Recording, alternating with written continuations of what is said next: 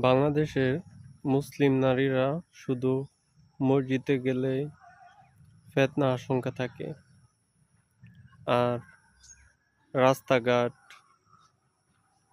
ক্ষেত-খামার, market, shopping mall, বিমান থেকে শুরু করে বাইসাইকেল, কোথাও ফিতনার কোনো আশঙ্কা থাকে না। তবে বাংলাদেশের নারীদের মসজিদে আলাদা ব্যবস্থা করে না দেওয়া, এটা মূলত আমাদেরই ব্যর্থতা।